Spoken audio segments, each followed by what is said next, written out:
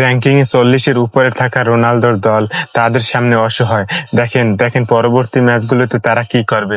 দর্শকরা এখন তাদেরকে নিয়ে একরকম ভয়ই আছে। দেখেন নিঃসন্দেহে, কারণ তাদের প্রথম ম্যাচের পারফরমেন্স যদি দেখেন তাহলে আপনিও ভয় করবেন। আপনি যদি ক্রিস্টিয়ানো রোনালদোর ফ্যান হয়ে থাকেন বা পর্তুগালের ফ্যান হয়ে থাকেন, নিঃসন্দেহে আপনারও একটি মনে ভয় কাজ করছে অবশ্যই।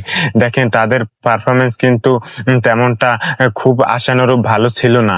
দেখেন তাদের দল হিসাবে তাদের মিডফিল্ড, আমাদের মনে হয়েছিল যে এবারের মিডফিল্ড সব থেকে বিশ্বকাপে যতগুলো দল আছে তার থেকে সেরা, কিন্তু তার মাঠের খেলায় সে তেমন একটা প্রমাণ দিতে পারেনি। তার সেই আশার প্রতিদান দিতে পারেনি পর্তুগালের মিডফিল্ডাররা এবং স্ট্রাইকাররা। দেখেন বিশেষ করে দেখেন রোনালদো, আমার মনে হয় না, আমি আমি কখনোই ভাবিনি যে সে 90 মিনিট মাঠে থাকবে।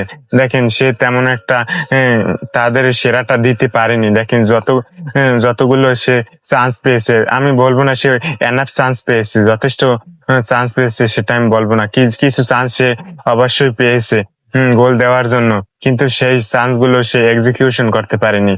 দেখেন আমি কখনোই ভাবিনি যে পর্তুগালের কোচ রোনালদোকে ফুল 90 মিনিট সে মাঠে রাখবে রোনালদোকে, সেটা আমি কখনোই ভাবিনি। কিন্তু আমি আসলেই অবাক হয়ে গেছি যে রোনালদোকে পুরো 90 মিনিটই মাঠে রাখছে তার কোচ।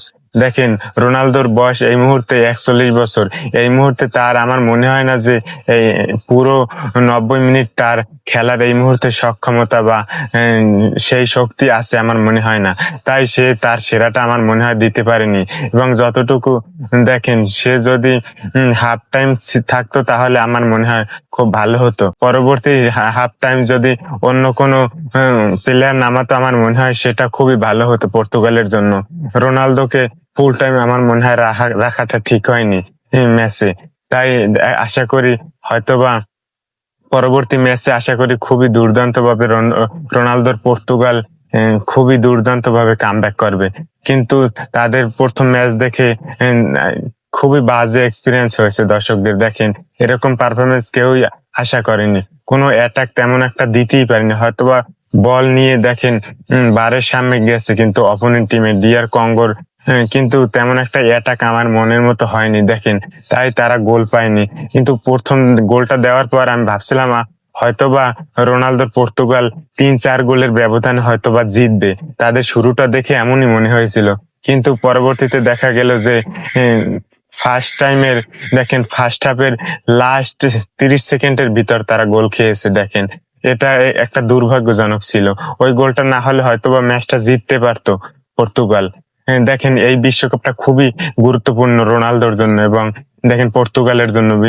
দেখেন রোনালদোর জন্য অবশ্যই খুবই গুরুত্বপূর্ণ। দেখেন তার এই বিশ্বকাপ হতে যাচ্ছে আমার মনে হয় নিঃসন্দেহে লাস্ট ওয়ার্ল্ড কাপ। তাই সে চাইবে যে এই বিশ্বকাপটা স্মরণীয় করে রাখতে।